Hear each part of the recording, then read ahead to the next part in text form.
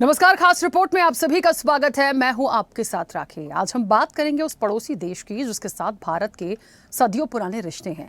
भारत और नेपाल के संबंध हमेशा से सांस्कृतिक और सामाजिक तौर पर गहरे रहे हैं, लेकिन हाल के वर्षों में नेपाल की राजनीति में चीन के बढ़ते दखल और अमेरिका के निवेश ने हमारे संबंधों को और पेचीदा बना दिया है। नेपाल की जनक्रांति के बाद अंतरिम सरकार में क्या नेपाल भारत का स्वाभाविक साझेदार रहेगा या चीन की ओर झुकाव बढ़ेगा? क्या भारत को अपनी नीति बदलनी होगी? नेपाल की क्या प्राथमिकताएं होंगी? और सबसे बड़ा सवाल, नेपाल में बदलते समीकरण दक्षिण एशिया की राजनीति को किस दिशा में ले जाएंगे? क्योंकि भारत के लिए नेपाल सिर्फ एक बफर स्टेट नहीं बल्कि सांस्कृतिक और ऐतिहासिक रूप से गहरे रिश्तों वाला देश है। तमाम सवाल हैं जिनके जवाब तलाशने की आज कोशिश भी करेंगे, लेकिन उससे पहले देखिए ये रिपोर्ट।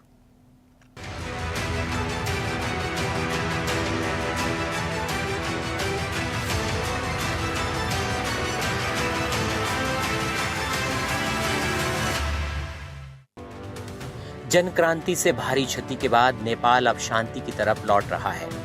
देश की अंतरिम प्रधानमंत्री सुशीला कार्की ने कार्यभार संभाल लिया है। भारत के लिए नेपाल की राजनीतिक स्थिरता हमेशा से प्राथमिकता रही है। चीन बेल्ट रोड इनिशिएटिव और अमेरिका मिलेनियम चैलेंजेस कारपोरेशन के जरिए वहां अपना निवेश बढ़ा रहा है। ये भारत के लिए चिंता का विषय है। इस बीच भारत की कोशिश है कि नेपाल का लोकतांत्रिक ढांचा मजबूत बना रहे और वहां भारत को राजनीतिक मुद्दा बनाकर एंटी इंडिया भावना न भड़काई जाए। कुल मिलाकर भारत वेट एंड वॉच की स्थिति में है।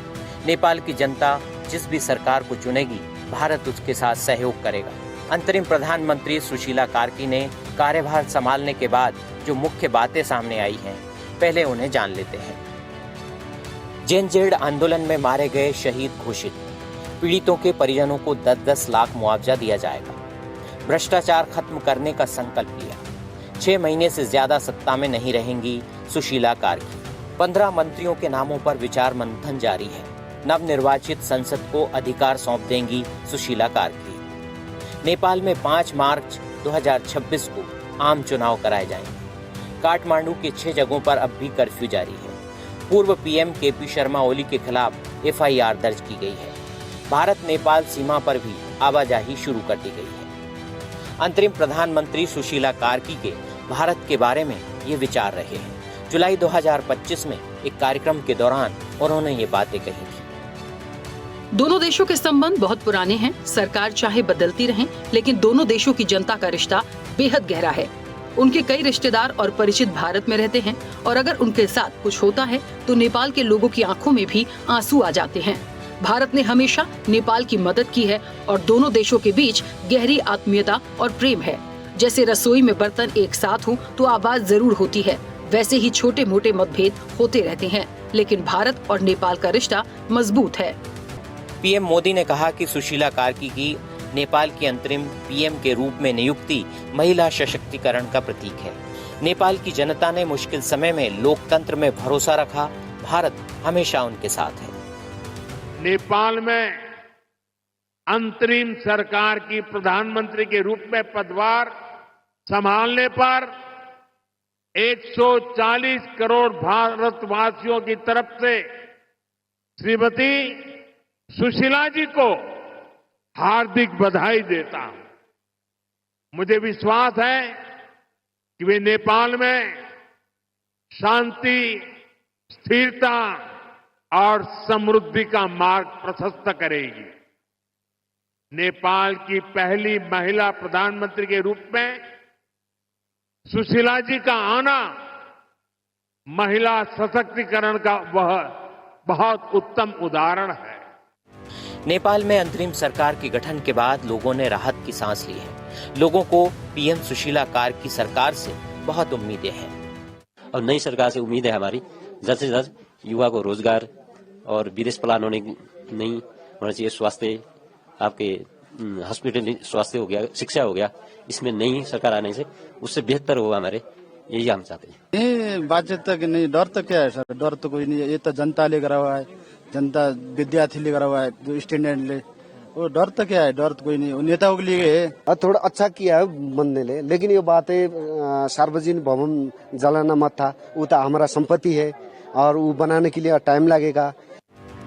उधर विदेश मामलों के जानकार मानते हैं कि नेपाल में अंतरिम सरकार के गठन की प्रक्रिया शुरू हो चुकी है, लेकिन चुनाव होने में 6 महीने हैं। ये वक्त नेपाल के भविष्य को लेकर कई सवाल खड़े करता है। और वो बहुत ही एमिनेंट जज हैं, और जब वो चीफ जस्टिस थी, the first lady chief justice of Nepal, उन्होंने बड़े अच्छे डिसीजन लिए, बिल्कुल फ्री एंड फेयर, किसी के खिलाफ नहीं। अगर किसी पॉलिटिकल पार्टी ने भी गड़बड़ काम किया है तो उनके खिलाफ भी। ये तक नौबत आ गई थी कि पॉलिटिकल पार्टीज उनसे बड़े नाराज़ थे, उनको कहा उनको हम इम्पीच करेंगे, ऐसे भी। तो बहुत ही अपराइट और ऑनेस्ट पर्सन हैं, और जैसे उन्होंने तुरंत ही इलेक्शन की तारीख अनाउंस कर दी है, इससे लगता है कि वो बहुत बिजनेस लाइक वे में अपना काम निभाएंगी। अभी भी 6 महीने हैं इलेक्शन में, क्योंकि जो इलेक्शन होगी वो मार्च 26 में होने की बात हो रही है। ये तो इंटरिम प्राइम मिनिस्टर है, इंटरिम प्राइम मिनिस्टर की कितनी पावर होती है, ये जेन जी रेबेलियन के जो लोग हैं वो इसके साथ कितना मिलके चलेंगे, कौन मंत्री अपॉइंट होंगे, किस डायरेक्शन जाएगा, जो पॉलिटिकल पार्टीज हैं वो क्या करेंगी, आर्मी क्या रोल निभाएगा। तो बहुत सारी अनसर्टनिटीज हैं अभी भी नेपाल में, बट भारत विश करता है, और जो भी मदद जरूरी होगी, आई एम श्योर हमारी भारत सरकार ह्यूमैनिटेरियन मदद देने को बिल्कुल परस्पर तैयार है। नेपाल की मौजूदा राजनीतिक हलचल सिर्फ काठमांडू तक सीमित नहीं है। यह भारत, चीन और अमेरिका तीनों के लिए चिंता का विषय है। भारत के लिए यह उसके उत्तर की सुरक्षा और सांस्कृतिक रिश्तों से जुड़ा मामला है। चीन के लिए ये उसकी BRI परियोजना का हिस्सा, और अमेरिका के लिए अपनी सामरिक मौजूदगी को मजबूत करने का अवसर। आने वाले 6-7 महीनों में अंतरिम सरकार, संसद और चुनाव, इन सभी पर जो भी सहमति बनेगी वही तय करेगी कि नेपाल स्थिरता और विकास की दिशा में बढ़ता है या अस्थिरता का मैदान बनता है। एक बात साफ है, नेपाल की राजनीतिक दिशा सिर्फ नेपाल तक सीमित नहीं रहेगी, बल्कि दक्षिण एशिया की कूटनीति और सुरक्षा समीकरण को प्रभावित करेगी। चैनल हेड RP श्रीवास्तव के साथ विजय नंदन, स्वदेश न्यूज।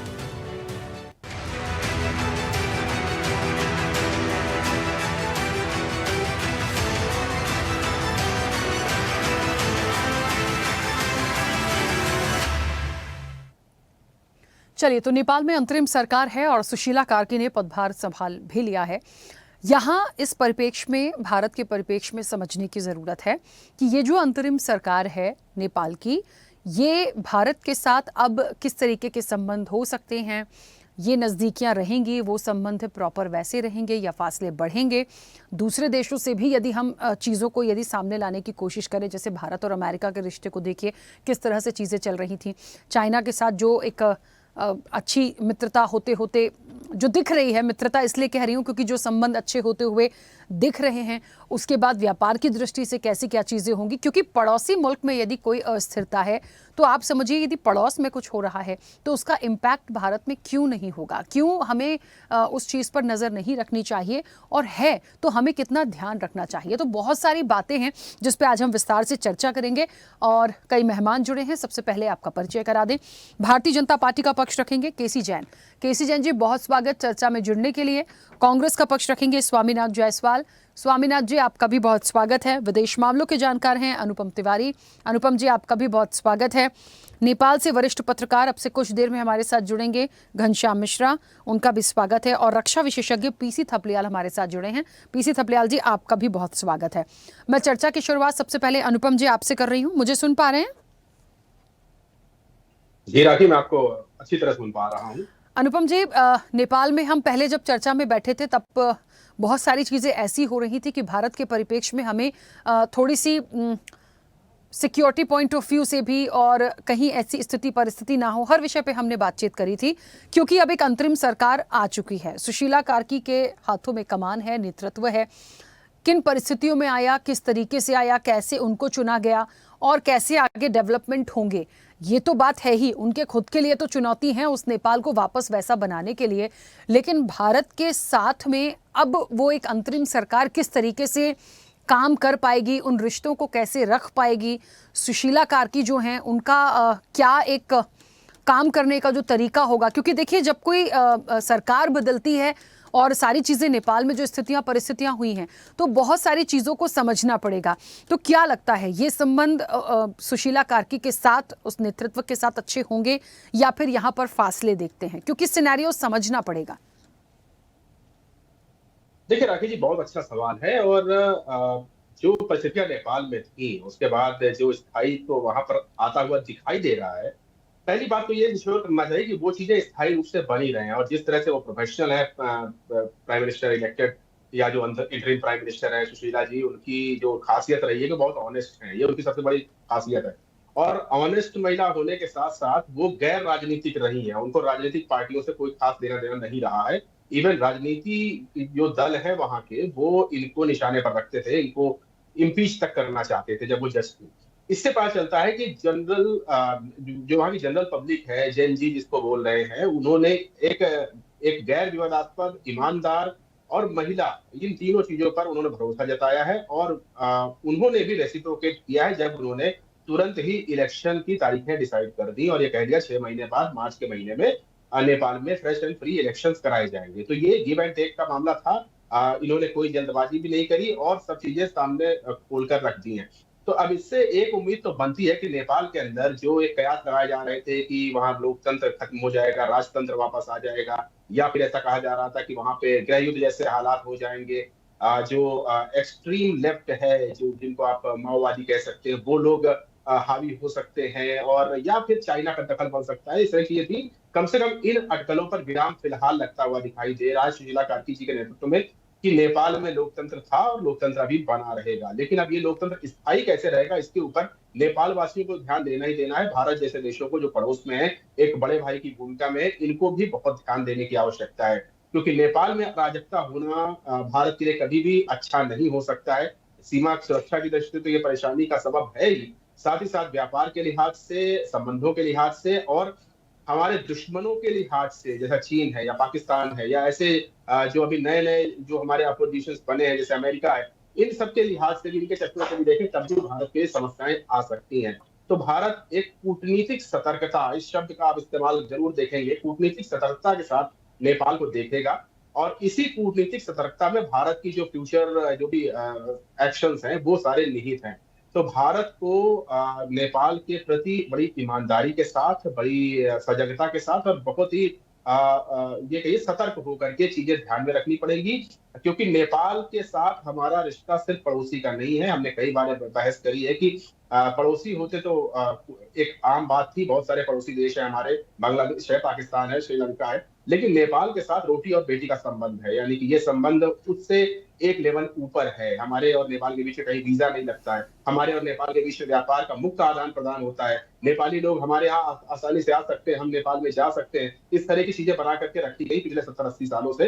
तो उसकी वजह से नेपाल के साथ जो हमारा रिश्ता है बहुत खास हो जाता है। तो भारत नेपाल को इस विषम परिस्थिति में अकेला नहीं छोड़ सकता। भारत को नजर भी रखनी पड़ेगी, सतर्कता भी रखनी पड़ेगी, और राजनयिक और राजनीतिक दोनों तरह के हौसले देने पड़ेंगे नेपाल को। देखिए नेपाल इस समय कठिन परिस्थितियों में, और ये एक ऐसी परिस्थिति किसी देश के लिए होती जहां पर आप कोई भी देश ब्रेक भी कर सकता है, कोई भी देश के अंदर गृह युद्ध जैसे हालात हो सकते हैं, किसी भी देश के अंदर स्थितियां बहुत खराब हो सकती है। लेकिन चूंकि नेपालियों ने एक शुरुआत करी है, तो भारत जैसे देश को इस शुरुआत में सहयोगी रुख अपनाना चाहिए, मित्रवत रुख अपनाना चाहिए। और नेपाल से अगर भारत के विरोध के भी कुछ स्वर आते हैं, तो उन स्वरों में भी बहुत जल्दबाजी नहीं करनी चाहिए, उन स्वरों को भी सुनना चाहिए और उनको काम डाउन करने का प्रयास करना चाहिए। क्योंकि विदेशी शक्तियां बहुत तेजी से नेपाल के अंदर घुसने का प्रयास अब करेंगी। चाइना का belt and road initiative Nepal में अभी तक चल रहा है, और चाइना पूरी कोशिश करेगा कि इस मौके का फायदा उठाए और नेपाल को पूरी तरह अपने पाले में खींचे। और दूसरी ताकत जैसे अमेरिका है, वो भी अपने इन्वेस्टमेंट को बढ़ा रही है नेपाल के अंदर। अब अमेरिकन इन्वेस्टमेंट अगर बढ़ता है तो समझ लीजिए भारत के लिए बहुत गहरा नुकसान हो सकता है, आर्थिक रूप से भी।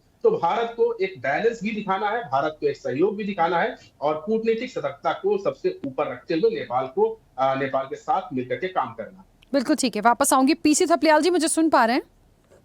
जी बिल्कुल सुन पा रहा हूँ। पीसी थपलियाल जी, एक बड़ी महत्वपूर्ण बात यह है कि व्यापार की दृष्टि से और नेपाल जिस तरीके से रचा बसा है, भारत के साथ जो संबंध रहे हैं वो हम सब बहुत अच्छे से जानते हैं। उस नेपाल को वापस वैसा करने में देखिए वक्त तो बहुत लगेगा, क्योंकि बहुत सारी चीज़ें बहुत बुरी तरीके से ख़राब हो गई हैं वहाँ पर। अब जो अंतरिम सरकार है वो कितना काम करती है, भारत के साथ उसके कैसे संबंध होंगे, ये अनुपम जी ने बताया। लेकिन जब मैं कुछ दिनों पहले हिंसा हो रही थी, तमाम चीज़ें चल रही थी, तो वहाँ से ये एक अपडेट आया, जो वहाँ से वरिष्ठ पत्रकार अब से कुछ देर में जुड़ने वाले थे हमारे साथ, पर शायद अभी कनेक्ट नहीं हो रहे हैं वो हमारे साथ। लेकिन उनका ऐसा मानना था, सारी अपडेट उन्होंने क्योंकि नेपाल से ही थी, तो उन्होंने एक नाम लिया था कि एक हस्तक्षेप या विदेशी ताकतों में उनको लगा कि बिल्कुल कोई हो सकता है, लेकिन उन्होंने चाइना और भारत का नाम लिया। तो भारत और चाइना का नाम यदि आप ले रहे हैं या वहाँ के किसी पत्रकार ने यदि नाम लिया, तो शायद ये एक मिसअंडरस्टैंडिंग भी क्रिएट करने की कोशिश हो सकती है। क्यों? चाइना तक तो ठीक है, लेकिन भारत का नेपाल की इस बर्बादी में कोई हस्तक्षेप हो सकता है, ये हम कैसे मान लें? तो यदि चाइना का नाम भी आया है और चाइना के साथ अभी हमारी हाल ही में जो टर्म्स एक अच्छे करने की कोशिश की गई, बहुत सारे ऐसे पिक्चर्स हमने देखे, तो कहीं ऐसा तो नहीं कि हमारा उस तरफ जाना, उसके पीछे कोई वाकई एक फ़ायदा उठाने की कोशिश कर रहा है? भारत को बहुत सोच समझ के यहाँ कदम रखने की ज़रूरत है। बिल्कुल आपने सही कहा कि भारत को सधे हुए कदमों से आगे बढ़ना होगा, क्योंकि हमारी स्थिति आज दिन तक हमने कभी भी नेपाल को अपने से अलग नहीं समझा। हमारी और उनके बीच में कोई सीमा है नहीं आज दिन तक, और हम उन सीमा में आना जाना नेपाल को हम लगभग अपना ही मानते थे। यहां तक कि आज गोरखा रेजिमेंट जो है हमारी सेना का अभिन्न अंग है, ये भी हम सब जानते हैं। और जिस तरह से संस्कृति और संस्कारों के माध्यम से नेपाल के लोग हमसे जुड़े हुए हैं, वो भी किसी से छुपा नहीं है। लेकिन एक स्थिति हमने देखी है, अगर इतिहास के पन्ने आप पलटोगे तो 60 के दशक में जब भारत की सरकार ने, तत्कालीन प्रधानमंत्री स्वर्गीय जवाहरलाल नेहरू जी ने चाहे हिंदी चीनी भाई भाई का नारा दिया था हिंदुस्तान की धरती पे, तो उस समय उसके बाद हमें एक धोखा मिला, और उस धोखे में 1962 का जो युद्ध हमें चीन के साथ फेस करना पड़ा, और हमें अपने हाथों से तिब्बत को खोना पड़ा। तिब्बत एक महत्वपूर्ण बफर स्टेट था हमारे और चीन के बीच में, उसको लगभग हमने गंवा दिया। और उसके बाद आज जब फिर हमारे जो प्रधानमंत्री मोदी जी और चाइना के जो सिंह साहब हैं, शी पिंग, तो उनके बीच में जैसे भाई भाई का रिश्ता दिख रहा था हिंदुस्तान को, उसके तुरंत बाद हमें नेपाल फेस करना पड़ रहा है। और हो सकता है कि नेपाल भी हमारे हाथ से कहीं खिसक न जाए। जिस तरह की भावनाएं वहां के यूथ में हमारे राजनीति के प्रति एक नफरती सुर नजर आ रहे हैं, वो हमारी माथे पे चिंता की लकीरें निकालती है। क्योंकि हमने जितने भी हमारे छोटे एक समय था भारत का को विश्व गुरु की तरह, जब हम नॉन अलाइंड कंट्रीज का नेतृत्व करते थे, तो हमारी जो गिनती होती थी वो रशिया सुपर पावर अमेरिका के समकक्ष होती थी। और आज स्थिति ये हो गई है कि देखते देखते हमने अपने सारे पड़ोसी देशों को खो दिया है। श्रीलंका, ढाका, जिस तरह से स्थिति अब नेपाल तक पहुंच गई है, तो ये चिंतनीय विषय है। नेपाल को किस तरह से हैंडल किया जाए, तो हमें कभी भी मेरी समझ में नहीं आता कि हमारी राजनीति क्यों इतनी आतुर रहती है कि बहुत ही अभी वहां के लोग शक की नजर से देख रहे हैं सुशीला कार्की को, उसमें पूरी तरह से विश्वास नहीं कर रहे हैं। और उसके बीच में अगर हम यहां से अंट संट बोलने लग जाए, चीन को देखो, उसकी खामोशी है, वो खामोशी से देख रहा है, और हम हल्ला मचाने लगते हैं। मालूम नहीं, हल्ला मचाकर हमने अमेरिका से बिगाड़ दी, दुनिया के सारे देशों से बिगाड़ दी। हमें हल्ला मचाकर क्या मिलता है मेरे को नहीं मालूम। लेकिन इस समय बहुत, क्योंकि अभी 6 महीना इंटरिम सरकार है और वो सरकार अपने अंतर्द्वंदों में फंसी हुई है। और ये पहली बार नहीं है कि नेपाल इस तरह की समस्या को फेस कर रहा है। इससे पहले भी जब राजशाही वहां पे खत्म की थी, तो वहां भी यही स्थिति आई थी। तो नेपाल जानता है कि अपने आप अपने पांव पे किस तरह खड़ा होना पड़ेगा, और उसका परिचय उन्होंने बहुत सही ढंग से दिया कि एक सुप्रीम कोर्ट के जज को वहां पे उन्होंने अपना हेड अगवा करने के लिए कहा। ये दीगर बात है कि अभी भी वहां पे ये पूर्ण रूप से ये नहीं मान सकते कि सब लोग इस तरफ सहमत हैं। इसलिए अभी हमें अपना मुंह ज्यादा नहीं खोलना चाहिए।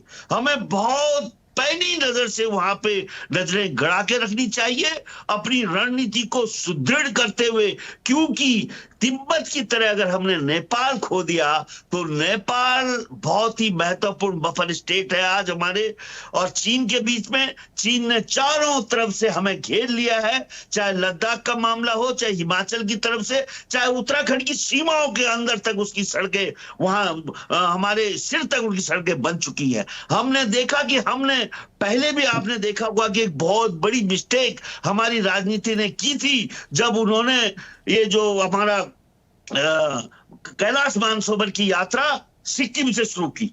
ये बहुत बड़ी मिस्टेक थी। हम गए थे अजीत डोभाल जी के पास कि डोभाल जी क्या हो गया आपको, जो सिक्किम से और आप कैलाश मानसरोवर उत्तराखंड के सिर पे है और सिक्किम एकदम लेफ्ट में है और वहां से यात्रा ला रहे हो, ये बहुत बड़ी मिस्टेक है। और प्रधानमंत्री जी उस समय पूरे महाराष्ट्र के चुनाव में बोल रहे थे कि जो 70 साल में नहीं हुआ वो हमने कर दिया। लेकिन उस करने का हुआ क्या फैसला? जब प्रधानमंत्री जी नए 2014 में बने थे तो उन्होंने सबसे पहला जो अपनी यात्रा की तो नेपाल में की, और उस नेपाल को इतने सालों से हम अपना नहीं बना पा रहे हैं, ये चिंतनीय विषय है। क्योंकि जो जो अपने बनाने का सवाल खड़ा होता है, तो हमारा ऑपरेशन जो सिंदूर हुआ था उस समय हमें पता लग गया था कि कौन अपना है कौन पराया। कोई भी, चाहे नेपाल हो, श्रीलंका हो, ढाका हो, कोई हमारे साथ खड़ा नहीं हुआ ऑपरेशन सिंदूर में। ये इसके उस समय भी हमने सवाल खड़े किए थे और आज ये सवाल और बड़ा होकर हमारे सामने आ गया कि नेपाल की राजनीति को हैंडल करने में कोई मिस्टेक न की जाए। कभी चीन, कभी अमेरिका के बीच में स्विंग करते हुए हम सब कुछ खो बैठे हैं। कहीं ऐसा न हो कि नेपाल जैसा छोटा राज्य भी हमारे हाथों से खिसक जाए। और सामरिक स्थिति में जो महत्वपूर्ण है, क्योंकि उत्तराखंड सबसे ज्यादा फेस करता है, हमारी बाउंड्री उत्तराखंड की जो सीमा है सीधा सीधा नेपाल से लगी हुई है। जिस तरह से वो इंडियन लोगों को वहां पे हैंडल कर रहे हैं, क्योंकि हमारे मैक्सिमम लोग वहां गए थे और वो बहुत ही मिसहैंडलिंग हो रही है। हमारे एक बड़े ट्रांसपोर्टर की वाइफ को वहां जान गंवानी पड़ी। तो ये जो स्थितियां हैं ये छोटी मोटी नहीं है, हमें साइलेंटली देखना चाहिए, मेरी गुजारिश है। बिल्कुल, चलिए वापस आऊंगी। केसी जैन जी, मुझे सुन पा रहे हैं? जी जी, आवाज मिल रही है, हमारी आवाज मिल रही है आपको? हाँ, आपकी आवाज पहुंच रही है। केसी जैन जी, क्योंकि अब नेपाल में एक अंतरिम सरकार हो गई है और जहाँ तक संबंधों की बात हो रही है, हर पॉइंट पर समझने की ज़रूरत है। इस चीज़ को मैं इसलिए यहाँ खुलकर रख पा रही हूँ क्योंकि मैंने जिक्र अब जब किया था, जब थपलियाल जी से मैं सवाल कर रही थी, क्योंकि जो कुछ भी नेपाल में हुआ वहाँ से जो इनपुट आए, ये बार बार कहा गया कि चाइना और भारत का एक हस्तक्षेप था।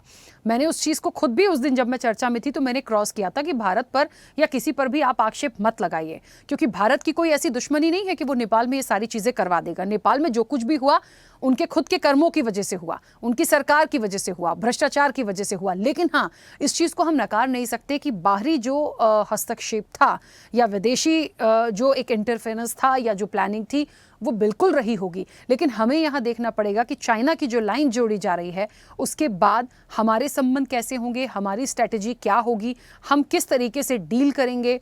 और ये भी नज़र रखनी पड़ेगी कि चाइना किस तरीके से डील करने की कोशिश कर रहा है।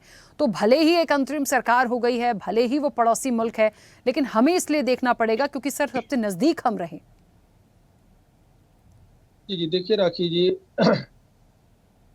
पहली बात तो ये कि जो कुछ भी नेपाल में घटित हुआ, और ये कह देना कि अब नहीं हो रहा, अब भी घटित हो रहा है, भारत की उस पर बहुत पैनी नजर है। और अभी जो कुछ अभी आदरणीय प्रकाश जी जो बात कह रहे थे कि भारत को बहुत पैनी नजर रखनी है और बहुत कूटनीति से काम लेना, बिल्कुल सही बात है। क्योंकि देखिए कि हमारा हस्तक्षेप नहीं था, बिल्कुल सही बात है। और नेपाल का हर एक नागरिक, नेपाल की जो शासन व्यवस्था है वो भी इस चीज को लगातार मानती है कि भारत देश से उसके बहुत ही सामरिक संबंध रहे, और साथ ही साथ जब भी आवश्यकता नेपाल को पड़ी है, भारत देश ने हमेशा आगे बढ़ करके मदद करने का काम किया है। और रही बात ये कि वहां पे जो अस्थिरता पैदा हुई, जो चीज अभी आपने भी बताई कि अस्थिरता क्यों पैदा हुई। अस्थिरता वहां पे एकाएक अस्थिरता नहीं फैलती, ये चीजें धीरे धीरे सुलग रही थी, लगातार सुलग रही थी। लेकिन इसमें आग में घी डालने का जो काम किया वो चाइना ने किया, बिल्कुल सही बात है। और चाइना ये चाहता है कि वहां पे अस्थिरता पैदा हो, वहां पे हम प्रवेश कर जाए। जैसे कि शंका अभी जाहिर की प्रकाश जी ने, बिल्कुल सही बात है कि चाइना तो इस ताड़ में बैठा हुआ है कि कब वहां पे स्थितियां बिगड़े और कब हम प्रवेश कर जाए। और ये भी बिल्कुल स्पष्ट है कि सबसे निकट के, सबसे नजदीकी अगर संबंध रहे किसी के नेपाल से, तो नेपाल को तो हम अलग मानते ही नहीं है। अभी आदरणीय अनुपम जी बता रहे थे, नेपाल को तो हमने कभी अलग माना ही नहीं। नेपाल केवल हमारा पड़ोसी देश नहीं है, हमारे उससे बेटी और रोटी के भी संबंध है। हमारे तमाम सारे नागरिक वहां पर है, वहां के नागरिक यहाँ पर है, और उनके जो वैवाहिक संबंध है वो भी स्थापित है, नौकरी करने भी यहाँ पे आते हैं। और फिर खुली सीमा है, नेपाल और भारत की खुली सीमा है, वहां पे कोई वीजा पासपोर्ट नहीं लगता है, खुली सीमा से आते हैं जाते हैं, व्यापार भी यहाँ करते हैं। लेकिन उसके बाद में भी अगर वहां पर इस तरीके का र्यूमर फैलाया जा रहा है कि जो कुछ नेपाल में हुआ इसमें भारत की भी भूमिका रही, तो इसमें माना जा सकता है कि कुछ विदेशी शक्तियां वहां पर, जो विस्तारवादी सोच वाली शक्तियां हैं जो वहां पर काम कर रही हैं, वो चाहती है कि भारत के प्रति भी एक नफरत वहां पर फैले। लेकिन वहां के नागरिक भी इस चीज को जानते हैं कि भारत से हमारे कैसे संबंध रहे, कैसे क्या है, और बहुत ही कूटनीतिक और सतर्कता के साथ भारत देश वहां पे एक एक कदम चल रहा है। देखिए माननीय प्रधानमंत्री जी का जो वक्तव्य आया, देखिए कभी कभी क्या होता है राखी जी की बहुत साइलेंट बैठने से भी चूक होती है।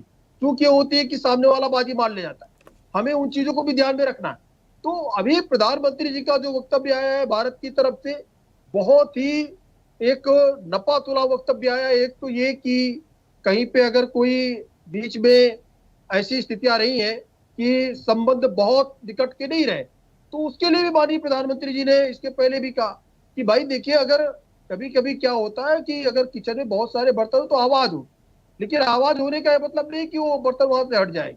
दूसरी बात ये कि एक महिला सशक्तिकरण को उन्होंने सराहा, और उनके निर्णय को इसलिए सराहा क्योंकि आगे आने वाली जो सरकार है, जो भी सरकार होगी, देखिए देशों के संबंध सरकारों के साथ होते हैं, केवल व्यक्तिगत व्यक्ति से नहीं होते। अभी आप देखिए, इसके पहले जब बांग्लादेश में हुआ, बांग्लादेश की शेख हसीना यहाँ पर भारत में शरण लेने भी आई, और उसके बाद में आज हमारे बांग्लादेश से भी हमारी संबंध है। अगर हम व्यक्तिगत संबंधों को लेकर के चलते तो वहां पे भी तलखी होती, क्योंकि वहां पे भी तख्ता पलट हुआ, और वहां पे ये भी देखा गया कि हिंदुओं के साथ तमाम सारे अत्याचार हुए। उनको रोकने के लिए भी हमने काम किया, वहां की सरकारों को चेताने का काम किया भारत ने कि देखिए हमारे जो नागरिक है उनके साथ अत्याचार ना होने पाए। लेकिन इसका मतलब ये नहीं कि हम संबंध तल कर लें कि एक युद्ध जैसी स्थिति आ जाए, ऐसा तो नहीं किया जा सकता है। पड़ोसी राज्य हमको संबंध बना करके भी चलना है। तो माननीय प्रधानमंत्री का जो वक्तव्य आया है, और ये एक सराहनीय कदम भी है नेपाल का कि जो वहां पर सुशीला कार्की जी है, चूंकि गैर राजनीतिक व्यक्ति है, गैर राजनीतिक पर्सन है, न्यायपालिका से जुड़ी रही है, जुडिशरी में सर्वोच्च पद पर वो वहां पर थी, सुप्रीम कोर्ट की वहां पर जस्टिस थी। तो ऐसे में उन्होंने जो कमान संभाली है, तो हमें लगता है कि अगर हो सकता है कुछ लोगों के अंदर भी विश्वास न हो, विश्वास भी वहां पैदा होगा। लेकिन एक जो बड़ा स्टेटमेंट आया कि 6 महीने में हम चुनाव करा करके सरकार को सौंप देंगे, हमको सरकार नहीं चलानी है, तो इससे भी एक बहुत बड़ा कदम हो। और इन्हीं सारी चीजों की सराहना भारत देश ने की, भारत के प्रधानमंत्री ने की, यानी भारत देश ने की। तो हमें आगे अपने जो सामरिक संबंध जो हमारे रहे, हमारे बहुत अच्छे रिश्ते रहे, हमने हमेशा नेपाल की मदद की है, नेपाल को एक भाई की तरीके से देखा है, बल्कि अपने परिवार के सदस्य के रूप में देखा है नेपाल को कभी भारत ने अलग दृष्टि से नहीं देखा। लेकिन हाँ, एक चीज और है, बिल्कुल स्पष्ट है, जो प्रकाश जी ने बात कही, मैं उससे 100% सहमत हूँ कि बहुत ही चैतन्यता के साथ, सतर्कता के साथ कूटनीतिक निर्णय लेते हुए नेपाल के साथ कदम आगे बढ़ाने की आवश्यकता है। क्योंकि वहां पर और जो विस्तारवादी सोच के जो देश बैठे हुए हैं ना, नजर गड़ाए, वो कहीं ना कहीं एक बार कोशिश करेंगे कि भारत देश से रिश्ते खराब, वो ये कोशिश करेंगे। कोई रिश्ते खराब नहीं हमारे, लेकिन हम उन रिश्तों को बिल्कुल खराब नहीं होने देंगे। हमारे मधुर रिश्ते पहले भी रहे, और जब राजतंत्र था तब भी मधुर रिश्ते रहे, जब लोकतंत्र वहां बहाल हुआ तब भी हमारे मधुर रिश्ते रहे, और भारत देश ने हमेशा आगे बढ़ करके नेपाल के साथ हाथ मिलाने का, सहयोग करने का काम किया, और वो सारी चीजें हमारी आगे भी जारी रहे। ठीक है केसी जैन जी। स्वामीनाथ जी मुझे सुन पा रहे हैं? स्वामीनाथ जी, सबसे पहले आपकी प्रतिक्रिया, इसलिए क्योंकि नेपाल के साथ हमारे संबंध कैसे थे, अब क्योंकि एक अंतरिम सरकार हुई है तो हमारे संबंध कैसे होंगे, या क्योंकि आप एक विपक्ष हैं हमें किन चीज़ों का ध्यान रखना चाहिए, हर चीज़ पे बात करने की ज़रूरत है, क्योंकि बिजनेस पॉइंट ऑफ व्यू से भी देखना है, आपसे रिश्तों के नज़रिए से भी देखना है, दूसरे देश किस तरीके से नज़र गड़ाए बैठे हैं, वो क्या काट कर सकते हैं, क्योंकि हम सारा परसेप्शन जो है, सारी चीज़ें जो हैं हम अपने भारत को लेकर देखें, क्योंकि हम एक बढ़ती हुई अर्थव्यवस्था हैं और हमारे कहते ना कि जो हमारे लिए बुरा सोचने के लिए बैठे हैं, जो हम पर नजर गड़ाए बैठे हैं कि इनका हम कैसे बुरा करें, वो हमारे पड़ोसी मुल्कों के साथ भी कर सकते हैं, तो जब हमें वहां से तोड़ेंगे तो ऐसे वो तोड़ सकते हैं। जिस तरह से एक महिला, सशक्त महिला सुशीला जी तो काशी हिंदू विश्वविद्यालय से शिक्षा ग्रहण की थी, और जिनका भारत से तो लगाव सबसे ज्यादा रहा है, क्योंकि वो हमारे काशी के धरती से जुड़ाव रहा है, जहाँ छात्र रही हैं वहाँ का काशी हिंदू विश्वविद्यालय का, और हम भी वहीं के छात्र हैं। एक गौरव की बात है कि एक ऐसे निष्पक्ष नारी शक्ति को वहाँ का अंतरिम प्रधानमंत्री बनाया गया, और 6 महीने के बाद चुनाव होगा वहाँ पर। और जिस तरह से बात रिश्तों की है, तो रिश्ता तो हमारा बहुत, नेपाल से रिश्ता बहुत, जहाँ मायके कहा जाता है हमारे सीता का, और नेपाल हमारा जैसे बिहार के सीतामढ़ी से लगा हुआ है, और आप बताइए उत्तराखंड से लगा हुआ है। नेपाल से हमारा रिश्ता एकदम दामन और चोटी का है। लेकिन इस रिश्ते में खटास कैसे आई, चाइना का इंटरफेयर जिस तरह से रहा, और जिस तरह से नेपाल हमारा पड़ोसी राज्य रहा, और हमारे कठिन समस्या में नेपाल, भूटान जैसा लोग खड़े नहीं, तुर्की और चाइना खड़ा होकर पाकिस्तान का साथ दिया। हमको सहयोग बल्कि न करते, लेकिन एक सशक्त ताकत के साथ कहते हम भारत के अंग हैं, विंग अंग हैं, और मैं साथ खड़ा हूं, लेकिन वैसा देखने को नहीं मिला। कुछ दिनों से रिश्ते में क्यों ऐसी कमी आई, और किस तरह से अपने कई बार दूरदृष्टि से देखने में घर छूट जाता है। घर हमारा नेपाल है, यानी नेपाल हमारे रिश्ते का ऐसा संबंध है कि जो दामन और चोटी का संबंध है, और उसमें विच्छेद कैसे हुआ, तो इस पे माननीय प्रधानमंत्री जी को गहरी चिंतन करना पड़ेगा। भारत सशक्त तब होगा जब हमारा पड़ोसी राज्यों में हमारा रिश्ता, और कई पड़ोस से हमारा जिस तरह से तनाव चलते आ रहा है, उसको कैसे सुधार किया जाए। हमारे भाई प्रकाश जी बहुत उस पर संज्ञान लेते हुए बड़ी बात इस पे दर्शाए हैं, जो चिंतनीय है कि भारत को इस पे निगाह बढ़ाकर कि छोटे छोटे हमारे जो देश हैं, जो हमारे से संबंध और रिश्ते कई पुश्तों से चला आ रहा है, वो खड़ास न होने पाए। वहां भी जो विपदा हुआ, पहले भी भारत सहयोग करके आया है, माननीय मोदी जी भी सहयोग किए भारत भूटान को, नेपाल भूटान को, तो ये बात है। लेकिन यहाँ तो आज ऐसे रिश्ते हो गए कि जब पाकिस्तान से अमेरिका बोलता है कि पाकिस्तान और हमारा एक जैसा समकक्ष बताने का कोशिश करता है, एक आतंकवादी देश को बराबरी पर लाके खड़ा करता है, और 37 बार कहता है कि सीज फायर मैंने करवाया, तो कई बार ऐसे चर्चा होता है जिसपे प्रधानमंत्री जी की चुप्पी देश को और गंभीर बना देता है कि देश के सशक्त विश्व गुरु प्रधानमंत्री जुबान क्यों बंद रहता है जब जवाब देना होता है। तो आज आपको जब 50% टैरिफ लगा देता है, तो चीन की तरफ भागते हैं, जब लाल आंखें दिखाने की बात करते रहते हैं। तो कभी साबरमती पर झूला झूलाने का काम किए, कभी नमस्ते ट्रम्प, होडी मोदी चल रहा था। ये रिश्ते में खटास कैसे आ रहा है? ये नेपाल हमारा छोटा परिवार है, लेकिन मेरा भविष्य वहाँ हमारा सनातन और संस्कृति और सामाजिक ये रिश्ता इतना बढ़िया है, हमारे रिश्ते में खटास कैसे आते गया। और वहां पर इतना बड़ा दुर्भाग्यपूर्ण नहीं, इतना बड़ा घटना घटा, पूर्व प्रधानमंत्री के पत्नी को जला दिया गया, बहुत बच्चों का जो छोटे छोटे 21 से 25-28 साल के बच्चे जो जिनको पुलिस ने फायरिंग करके मारा, तो ये निंदनीय और दर्दनाक घटना घटी है। और नेपाल के कई जो संसद भवन से लेके वहां कई भवनों को फूंक दिया गया, जिससे आर्थिक रूप से भी बहुत नुकसान हुआ है। सामाजिक और सामर्थ्य बनाना है तो हमें संयोग नहीं पालना है, हमें रिश्ता मजबूत बनाना है। तो सुशीला जी एक सशक्त नारी हैं जो सुप्रीम कोर्ट की वहां की जस्टिस रही हैं, जज रही हैं, और उनको न्याय के तरह संघर्ष किए, पॉलिटिशियन नहीं है, लेकिन वो उतने बड़े पद पर रही हैं कि वो गहरा चिंतन कर सकते हैं। भारत को बात पढ़ाकर उनका रिश्ते को और मजबूत करना, सहयोग करना, चाहे तो प्रधानमंत्री जी पर बनता है, अब और बन जाता है कि हमारे नजदीक जो घर के अगल बगल है वो चारों चौहद्दी मजबूत होना चाहिए हमारे रिश्ते में। देखिए अभी आज बहुत बड़ा मुद्दा हुआ क्रिकेट मैच को लेकर, क्योंकि जिस तरह से ऑपरेशन सिंदूर में हमारी बहनों का सिंदूर जिस तरह से उड़ा था, और उस सिंदूर के बाद जब हम पाकिस्तान से, अभी हमको उन लोगों का कहना था कि पाकिस्तान के साथ मैच नहीं खेलना चाहिए, सही में नहीं खेलना चाहिए, ठोस निर्णय लेके सरकार को, बीसीसीआई को लिखना चाहिए कि हम उससे अभी कोई रिश्ता रखना नहीं चाहते। जिस तरह से इंटरफेरेंस पाकिस्तान का हमेशा बुला के वहां के सेना प्रमुख को व्हाइट हाउस में खिलाया गया और हमारे भारत पर 50% टैरिफ लगाकर हमें डाउन करने की कोशिश की गई, तो मुंह तेड़ जवाब देने के लिए इच्छा शक्ति प्रधानमंत्री का मजबूत करना पड़ेगा। देश चाहता है कि आप बोलते हैं कि 56 इंच का सीना है, हम विश्व गुरु का कल्पना करते हैं, तो छोटे छोटे लोग आपके साथ आपके दुख में नहीं खड़े होते, तो कहीं ना कहीं आपका खटास, बड़बोली रिश्ता को कमजोर करता है। तो आप ऐसा ताकत बनाइए कि सौहार्द वातावरण और सामाजिक तान बान बना रहे और रिश्ता में गंभीरता हो, तकलीफ किसी का पीड़ा को आप समझने का कोशिश कीजिए। जुमलों से सियासत नहीं चलती है, कर्मों से सियासत चलती है। ठीक है। एक कर्म प्रधान देश है हमारा। ठीक है स्वामीनाथ जी, वापस आऊंगी। अनुपम जी देखिए, मुझे ऐसा लगता है अंतरिम सरकार नेपाल में ज़रूर बनी है, लेकिन हमारे भारत देश से बड़ी उम्मीदें की जा रही हैं, और हमसे उम्मीदें इसलिए सबसे ज़्यादा रखी जा रही हैं क्योंकि हमारा पड़ोसी मुल्क है, और पड़ोसी मुल्कों में जब कोई अस्थिरता की स्थिति आती है तो हमें तो वाकई हर तरह से कहते हैं ना, बड़े भाई की भूमिका जैसे हमें उन चीज़ों को देखना पड़ेगा।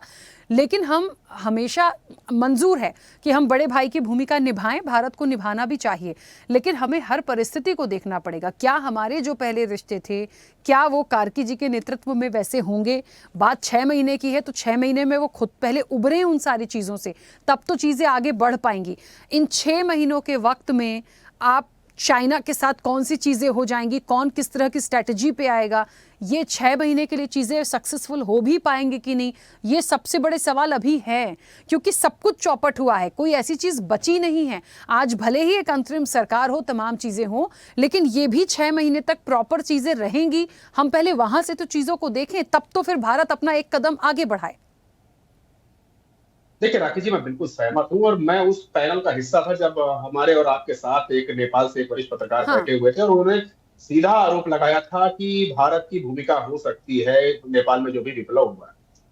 तो ये देखिए, उनका एक स्टेटमेंट भले, लेकिन ये दिखाता है कि नेपाल के अंदर भारत को लेकर कॉन्फिडेंस में कमी तो आई है। जब वहां के पत्रकार भी इस तरह के आरोप लगाने लग जाए, तो अब रिश्ते पहले जैसे नहीं रह गए, ये हमको मानना पड़ेगा, स्वीकार करना पड़ेगा। दूसरी चीज, एक और एग्जांपल देखने को मिला, बहुत सारे वीडियोस वायरल हो रहे हैं जब हमारे हिंदुस्तानी मीडिया के लोग जब नेपाल में गए वहां की चीजों को कवर करने के लिए, तो उनकी पिटाई करी गई, उनको भगाया गया और उनको गोदी मीडिया कह करके अपमानित किया गया। तो ये भी आप देखिए कि हमारे मीडिया का भी अपमान हो रहा है, हमारे ऊपर एक तरह से विश्वास की कमी आती जा रही है।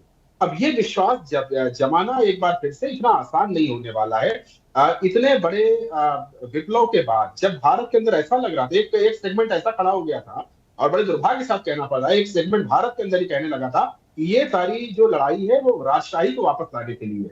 और जब ये सब चीजें वहां के लोग सुनते हैं तो उनको भारत से और ज्यादा नफरत होती है कि भारत तो फिर हमको उस पुराने जमाने में पहुंचा देना चाहता है जिससे हमने बड़ी मुश्किल से निजात पाई थी। हम राजशाही को छोड़ करके आए थे, और भारत के अंदर ऐसे सेंटिमेंट्स हैं कि भारत हमको फिर से राजशाही पहुंचाना चाह रहा है, लोकतंत्र से दूर करना चाह रहा है। तो ये एक अविश्वास की जो भावना है वो धीरे धीरे बढ़ी है नेपाल के अंदर। तो भारत को सबसे पहले एक विश्वास जमाना पड़ेगा। देखिए, आर्थिक रूप से नेपाल के हम बहुत बड़े साझेदार हैं। 35% से ज्यादा का निवेश सिर्फ भारत करता है नेपाल के अंदर, और ये आर्थिक निवेश कब हमारे संबंधों को बेहतर बनाएगा ये कोई नहीं जानता है, क्योंकि अर्थ से आप किसी देश के साथ रिश्तों को नहीं जोड़ सकते। आर्थिक स्थिति अलग होती है और कॉन्फिडेंस बिल्डिंग अलग होती है, वो भी तब जबकि वो देश आपका पड़ोसी हो। तो भारत को बहुत त्वरित गति से ये जो अविश्वास की भावना है वो अचानक से नहीं आई। देखिए, इससे कई सारे कारक हैं। भारत की तरफ से भी कुछ ऐसे स्टेटमेंट आए, उससे भी अविश्वास हुआ है, नेपाल के अंदर वर्षों तक ऐसी सत्ताएं रही हैं जिन्होंने अपने नागरिकों को भारत के विरोध में खड़ा किया है। लिपु लेख जैसी जो समस्याएं जो कभी हुआ नहीं करती थी, थपलियाल जी जानते होंगे उत्तराखंड के वो इलाके जहां पर नेपाल अपना कब्जा दिखाने लग गया था, वो परिस्थितियां ऐसे ऐसे अचानक एक दिन में नहीं बनी हैं, वो उसी अविश्वास की वजह से बनी।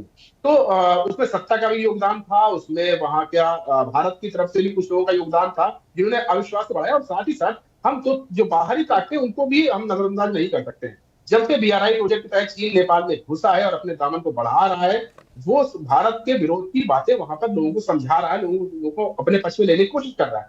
तो हम नहीं चाहेंगे कि नेपाल के अंदर भी वो परिस्थितियां उत्पन्न हो जाए जैसी बांग्लादेश में हो गई या जैसी वर्षों से पाकिस्तान में होती रही, कि अंध भारत विरोध की बातें होती है वहां पर, हिंदुओं के विरोध की बातें होती है, भारत के विरोध की बातें होती है। तो इस तरह सिचुएशन नेपाल में ना आने पाए, ये हमारी सरकार का, हमारी कूटनीति का एक बहुत बड़ा टेस्ट भी है और ये उनकी ड्यूटी भी है।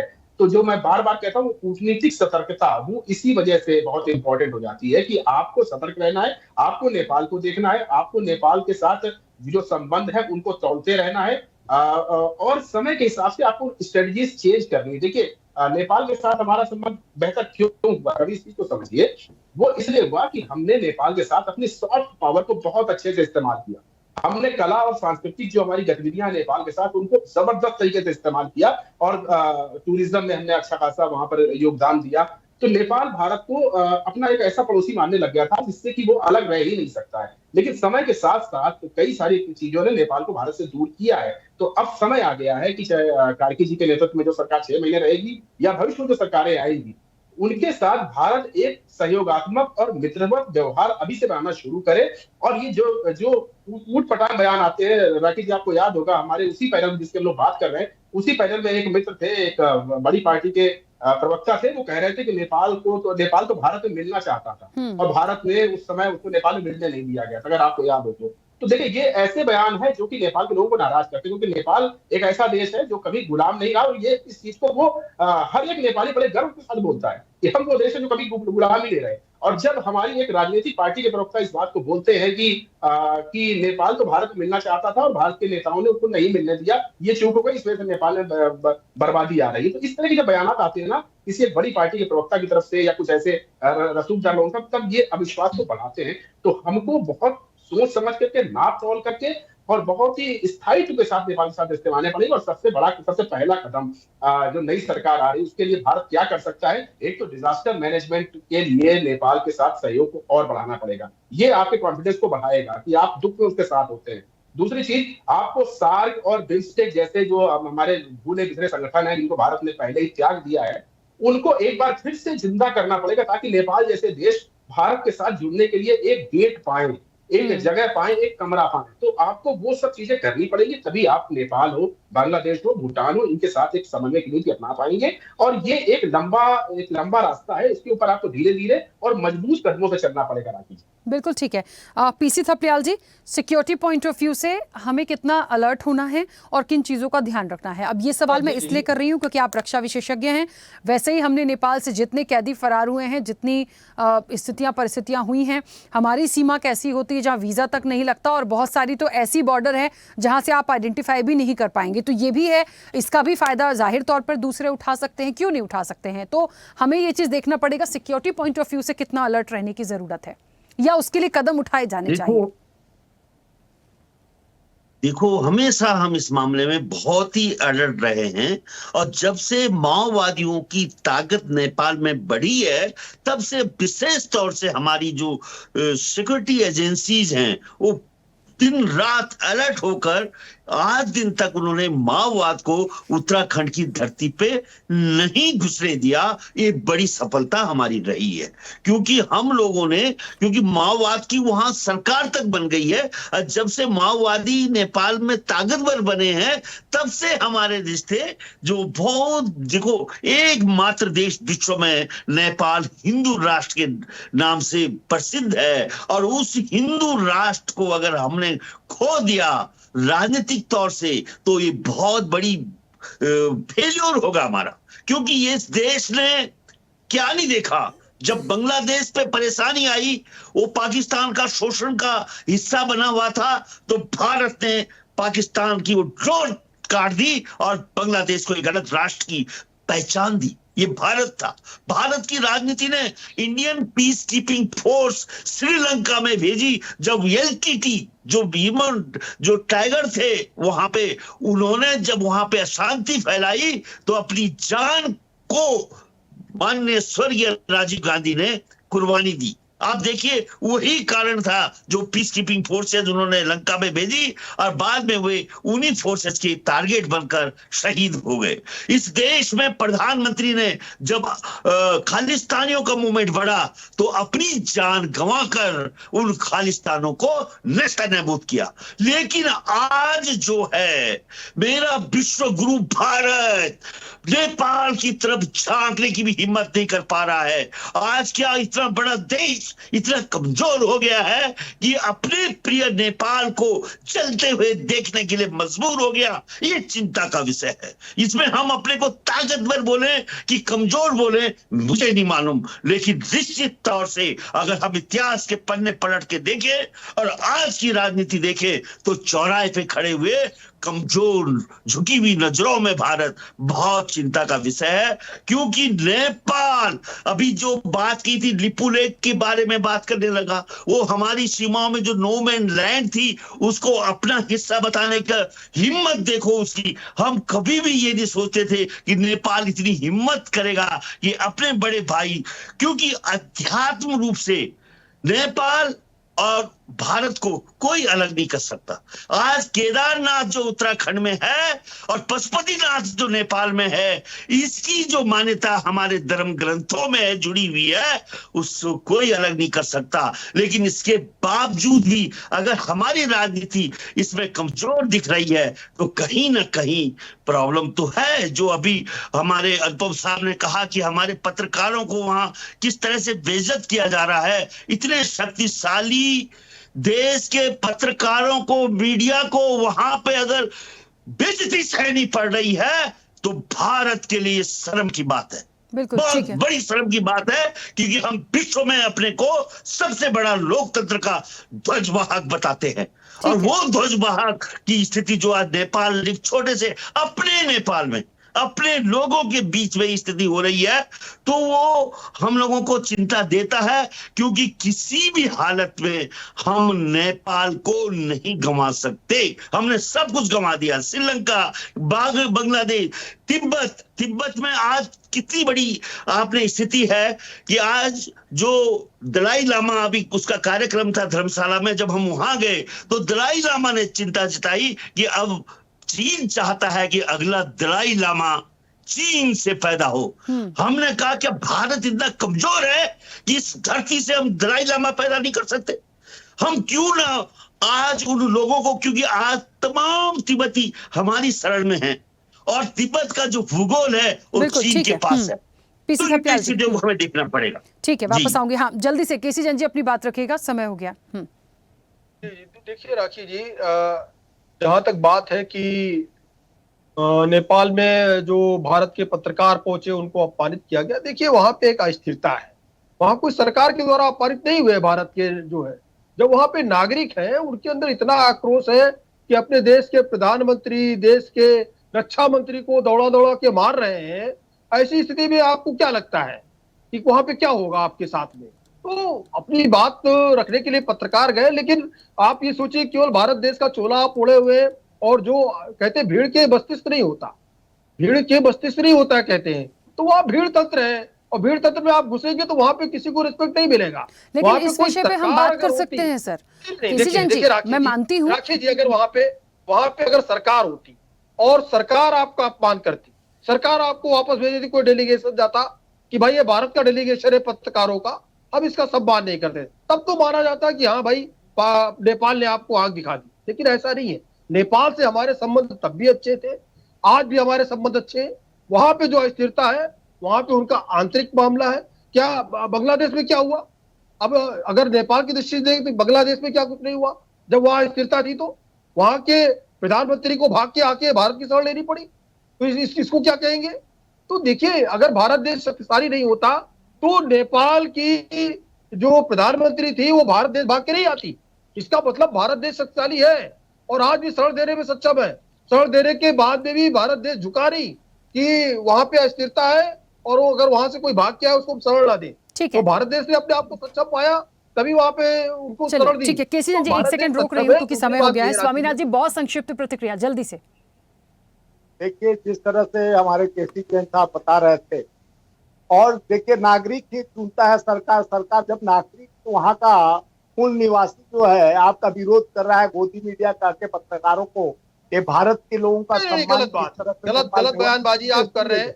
अभी आप ऑपरेशन सिंदूर को भी लेकर के आ गए, ऑपरेशन सिंदूर को भी इसमें लेकर के आ गए, और ये भी वो ऑपरेशन सिंदूर में किसी ने मदद नहीं की। अरे कौन मदद करता? हमने किसी से मदद मांगी क्या? आप लोग ऑपरेशन सिंदूर में किसी से मदद मांगी क्या? आप लोगों ने देश को बदनाम करने का काम किया, आपने देश को कमजोर साबित करने का काम किया। ऑपरेशन सिंदूर में कुछ हुआ ही नहीं। जब सरकार चाहे हुई उसको भी कांग्रेस ने बदनाम करने का काम किया, चाहे कौवा तक नहीं बना। तो आप देश को अपमान कर रहे हैं अंतर्राष्ट्रीय स्तर में। जो यहाँ पे आप बड़ी बड़ी बातें करते हैं ना, ये अंतर्राष्ट्रीय स्तर पे भारत देश की छाती को गिराने का काम कर रहे हैं। नेपाल के मामले में भी आप गलत बोल रहे हैं, नेपाल के मामले में भी आप गलत बोल रहे हैं। हम कमजोर है। देखिए, मुझे ऐसा लगता है झगड़े का विषय नहीं है यहाँ पर, तो पक्ष विपक्ष जैसी कोई बात थी ही नहीं। यहाँ सुझाव के तौर पर भारत देश के परिप्रेक्ष्य में बात करने की बात है, और यदि कोई वक्तव्य ऐसा आता है कि भारत के पत्रकारों के साथ ऐसा कुछ हुआ है तो उसको बहुत गंभीरता से लिए जाके बात करने की जरूरत है। उस पर मुझे नहीं लगता झगड़े की कोई जरूरत है सर। राखी जी, जिस तरीके से कहते हैं भारत देश अपने आप को कमजोर समझ रहा है, ये सर्जिकल स्ट्राइक की बात को लेकर के कहते हैं वहाँ एक कौवा तक नहीं भरा। अंतर्राष्ट्रीय स्तर नहीं, ठीक है, मुझे ऐसा लग रहा है, देखिए इस प्लेटफॉर्म से यहाँ से हम भारत के परिप्रेक्ष्य में क्या बेहतर हो सकता है वो बात करें। आज भले इंटरिम सरकार है, मेरी बात को सुनिए सर पहले। आज भले ही इंटरिम सरकार है, लेकिन यदि एक भी घटना ऐसी हुई है, माना आपने कहा भीड़ तंत्र के पास कुछ नहीं होता, भीड़ तंत्र सुनता नहीं है, लेकिन हम बाद में इस चीज पर बात कर सकते हैं क्योंकि पत्रकार होता है। यदि वो वहां के हालात जानने पहुंचा है तो आप उसको किसी भी तरह से गलत नहीं कर सकते। उनके साथ भीड़ है तो भीड़ का मतलब ये नहीं है कि आप अटैक कर देंगे। तो हम बात कर सकते हैं, हम सुझाव को जो नहीं छोड़ रहा है, अपने देश के रक्षा मंत्री को नहीं छोड़ रहा है, जिसके पास पूरी सिक्योरिटी होती है, आपको क्या लगता है तमाम जगह पे तमाम पत्रकारों की हत्याएं तक हो जाती है? ठीक है सर, तो वहाँ के जर्नलिस्ट ने भी इस प्लेटफॉर्म पे कहा था कि भारत का हाथ है।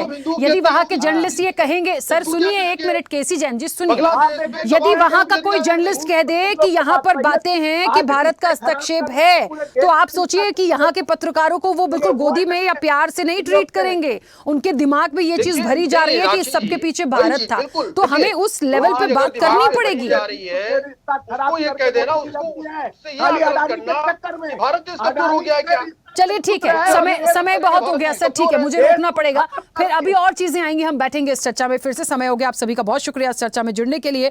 देखिए, चीजों को समझना पड़ेगा। भारत के परिप्रेक्ष्य में जो बात हो रही है, ये जो अंतरिम सरकार नेपाल में बनी है, उसके बाद भारत के साथ संबंध कैसे होंगे। यदि ये अपडेट आता है कि वहां भारत के पत्रकारों के साथ कुछ गलत हुआ है, तो हमें इस चीज को भी गंभीरता से लेना पड़ेगा।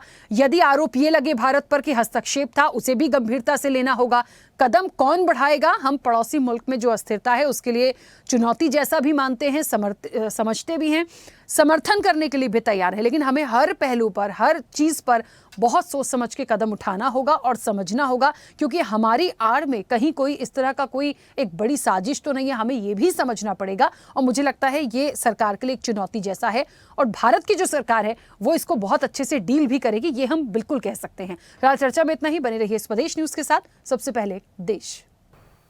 ऐसे ही वीडियोस के लिए लाइक करें, शेयर करें, फॉलो करें। YouTube पर जाकर सब्सक्राइब कर बेल आइकन दबाना ना भूलें, और ताजा अपडेट्स के लिए स्वदेशलाइव.com पर जरूर जाएं।